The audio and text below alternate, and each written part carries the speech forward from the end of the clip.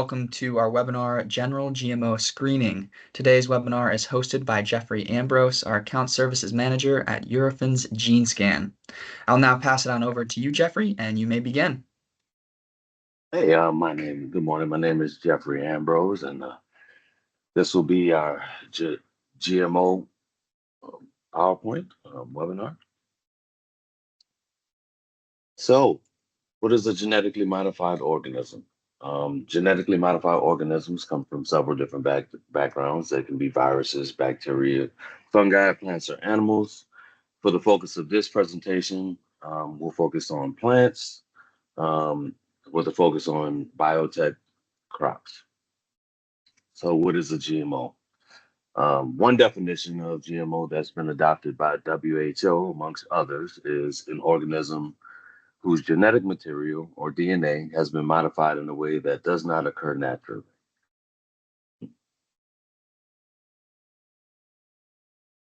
This is suitable for old or classical GMOs. It doesn't 100% fit new genome techniques like CRISPRs or TALENs. The USDA National Bioengineered Food Disclosure Standard more recently established the term bioengineered, which is defined as a food that contains detectable genetic material modified through certain laboratory techniques that cannot be obtained through conventional breeding or found in nature. I like to highlight that they singled out the word detectable, which means it has to have detectable DNA. Highly processed matrices like corn, like maltodextrin or soy lecithin fall within the not detectable genetic material at sometimes. So old versus new GMOs. Old, the traditional GMOs involved the introduction of a transgene, which represent elements, genetic elements that come from different organisms. It can be the promoter, a gene of expression, and then a terminator. Promoter typically comes from a virus. The gene can come from plants or bacterium, and the terminator comes from a bacterium. For a gene to be expressed, it requires a promoter and a terminator. The promoter is an on switch, and it's where gene expression starts. Uh, and then the terminator is where gene expression stops. So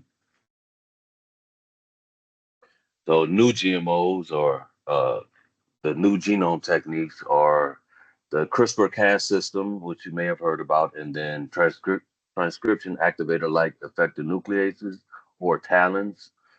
Typically, they do not introduce any foreign or transgenic DNA, and they're cheap. Uh, they can be very specific in their implementation, and they typically allow for a faster breeding process. So just to give you an overview, we have several different types of genetic engineered crops in the United States and Canada. As you can see on the slide, I've highlighted both corn and soy because they're the most prevalent in food in the U.S. And this list updates constantly and is by no means comprehensive, but it does represent the majority of GM crops.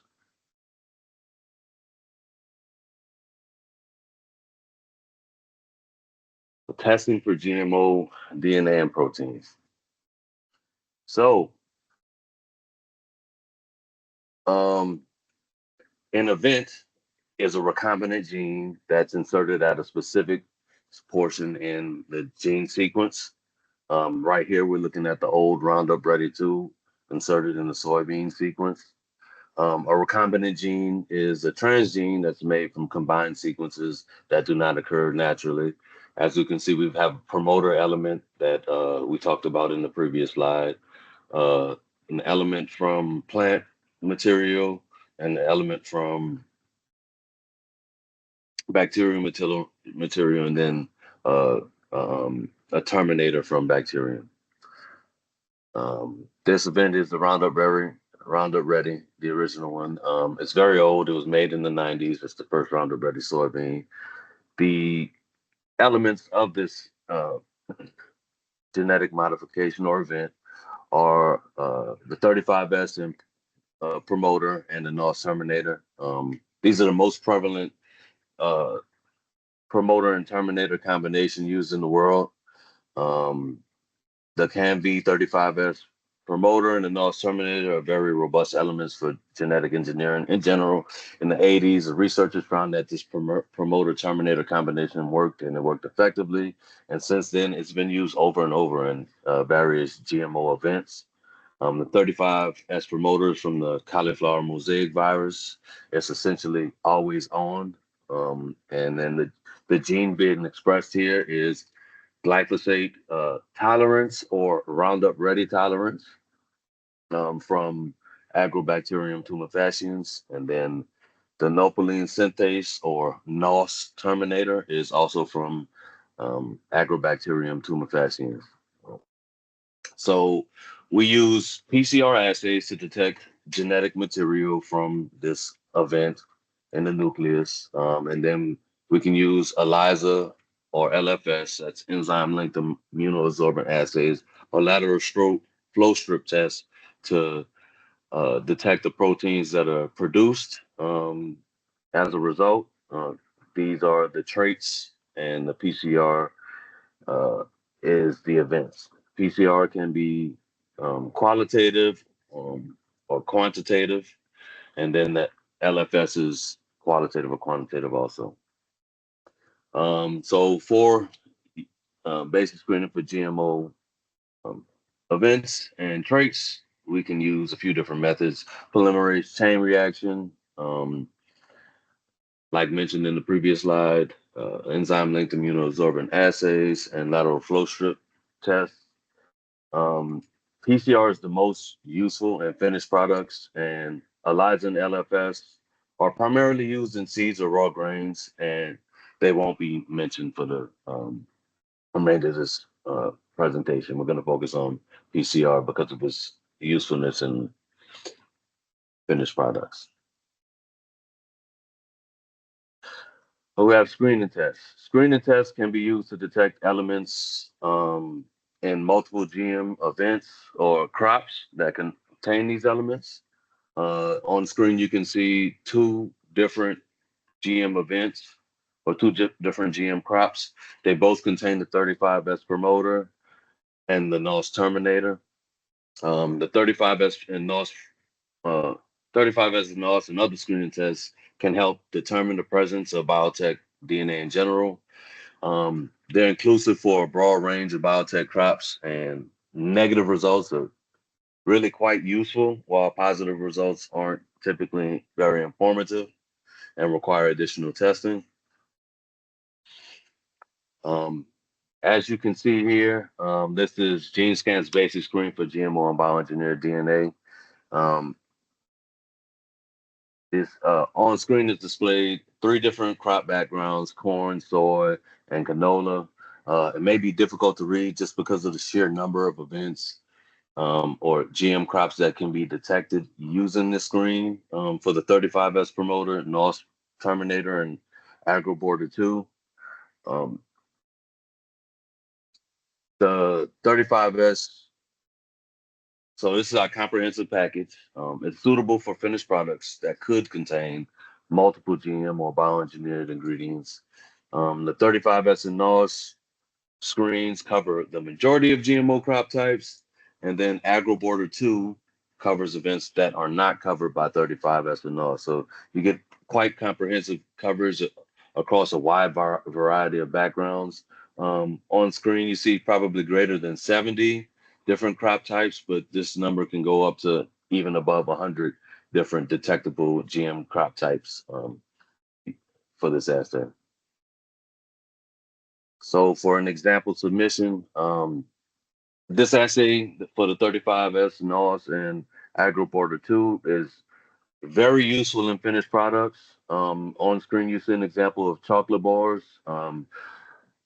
Typically, highly processed products like this contain ingredients like maltodextrin, corn syrup, or soy lecithin. They contain very little DNA, and this is the most useful use case for this assay. As you can see, the results here were negative. So as we shift on to different types of products, tests on raw materials are almost always positive, and it's not particularly useful there. So a protein bar will typically contain less processed ingredients than your chocolates or your highly processed finished products. Um, Most non-GMO raw ingredients contain trace amounts of detectable GMO material. That's just the nature of the game. Um, some examples can be corn or soy flours, corn and soy proteins, and also soy meals. Um, as you can see with this protein bar, uh, in this instance, it would all be positive for all three GM markers. Um, and that's because it contains raw ingredients with little processing like soy protein. Um, and it has a lot of residual DNA, so qualitative assays aren't as useful. These type of products usually require quantitative testing. Oh, if there's a need, we can detect specific GMO events. In this case, instead of screening for both GMO modifications, we can detect a specific one at a time. So here we could detect either BT11 corn or Roundup Ready soybean, MON 40-30-2. Um,